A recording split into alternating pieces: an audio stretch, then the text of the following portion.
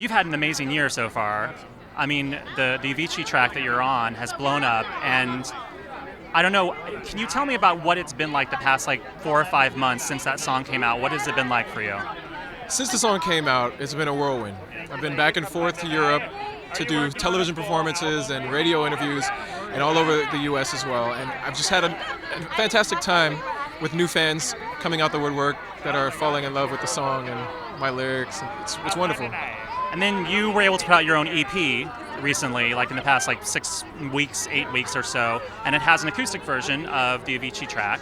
And is that sort of a teaser of what's to come? Is there a full-length album that you can talk about? There is a full-length album coming. It's called Lift Your Spirit. And on it I've got production by Pharrell Williams, production by the Rock Mafia, production by DJ Khalil. And we're working on making, I think, a fantastic album that blends together a lot of different styles of music. In sort of the same way we blended dance music with country on Wake Me Up. I mean, it's a weird blend because you would never think the two would go together, sort of dance music and this organic, acoustic-y vibe, but it works so incredibly well. I mean, and I have to ask, I really should know this, but did you write the lyrics to the song or did someone else write them? Or how did that come together, the actual writing of it? I wrote the lyrics and I wrote the lyrics when I was on an airplane. And I was thinking to myself, my life is a dream.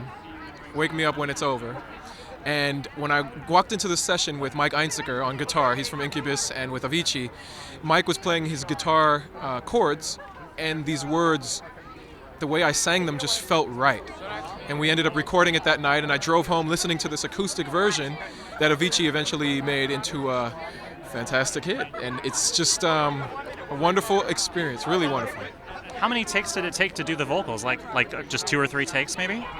We did about 3 takes, and Avicii helped to decide which takes were the best and what licks and what vocal runs that I did he wanted to put into the song. So he did a great job producing the song. And one last thing, and it's sort of a weird thing, but because I work at Billboard and because I work with charts, this is something that is always, it's made me very curious.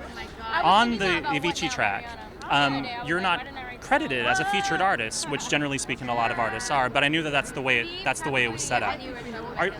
Are you cool with that? Obviously you were cool with that when you went into the studio to record the song, but it doesn't bother you or anything at all that not because it bothers me that I can't put your name on the chart to say that you have a top 10 hit, and I'm like, darn it, I wish I could, but it doesn't bother you, does it? I mean, it's one of those things where it's bittersweet. For the fans' sake, I want my fans to know that I'm doing something new. But I like the discovery.